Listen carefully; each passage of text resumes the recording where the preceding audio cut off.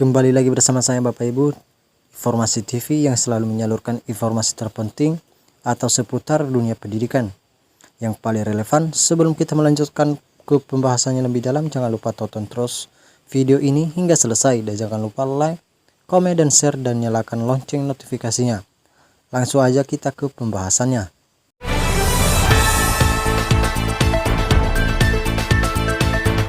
Materi keuangan ubah skema gaji pensiunan PNS mulai tahun 2025.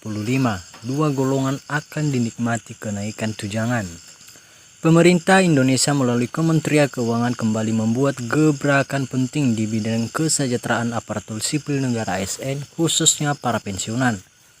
Dalam pengumuman resmi pada tanggal 27 Mei tahun 2025, pemerintah menyatakan akan mengubah sistem penggajian pensiun PNS yang selama ini menggunakan skema Pay as you go menjadi full fundai.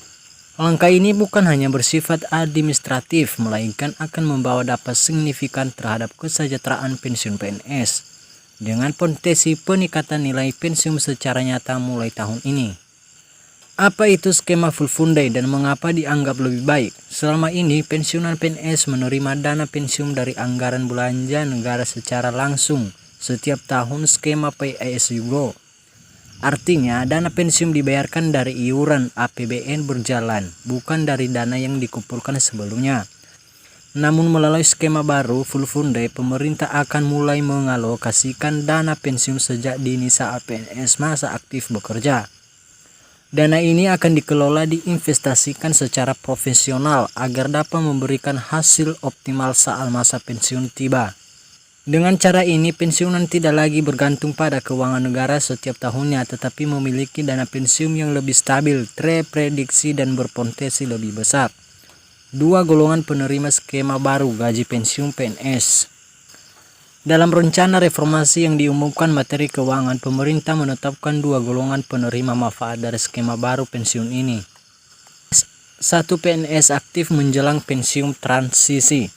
Para PNS yang saat ini masih aktif dan akan pensiun dalam beberapa tahun ke depan akan menjadi target awal penerapan skema transisi. Mereka akan mulai mendapatkan manfaat dari dana yang sudah mulai disisihkan dan dikelola di bawah skema baru. Meski tidak sepenuhnya menikmati manfaat penuh, mereka tetap akan menerima kenaikan pensiun terhadap mekanisme baru ini. Dan kedua, PNS baru dan muda penerima penuh skema. Para PNS yang baru direkrut sejak beberapa tahun terakhir atau yang akan direkrut ke depannya akan langsung masuk ke dalam skema full fundai secara penuh. Dengan ini mereka akan memperoleh manfaat pensiun maksimal karena dana pensiun mereka sudah dikumpulkan sejak awal masa kerja. Dampak ekonomi dan keuangan negara, reformasi skema pensiun ini bukan hanya penting bagi kesejahteraan individu PNS, namun juga menjadi bagian dari strategi besar reformasi fiskal pemerintah. Dalam kerangka ekonomi makro tahun 2025, kebijakan ini bertujuan untuk 1. Menurunkan beban APBN dari pembayaran pensiun jangka panjang, dan kedua, meningkatkan efisiensi fiskal, dan ketiga, membangun sistem pensiun nasional yang berkelanjutan.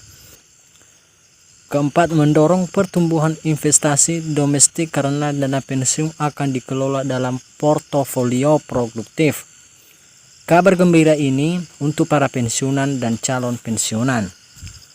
Bagi para pensiun PNS, perubahan ini adalah angin segar dan harapan baru. Pemerintah tidak hanya memikirkan gaji PNS aktif, tetapi juga berupaya menjamin masa tua yang sejahtera dan terhormat bagi mereka yang telah mengabdi puluhan tahun. Materi Keuangan menegaskan bahwa transformasi ini akan dijalankan secara bertahap dan hati-hati, dengan tetap menjamin tidak ada hak pensiun yang berkurang selama masa transisi. Masa depan lebih cerah untuk pensiun PNS. Dengan adanya reformasi sistem pensiun menuju skema full fundai, Indonesia mengambil langkah besar menuju pengelolaan keuangan negara yang modern dan berkelanjutan. Para PNS kini memiliki jaminan pensiun yang lebih pasti akan dan berpotensi lebih besar nilainya dibanding sebelumnya. Langkah ini juga menjadi bentuk apresiasi nyata pemerintah kepada ASN bahwa masa tua para abdi negara harus dihormati dengan sistem yang adil, layak, dan manusiawi.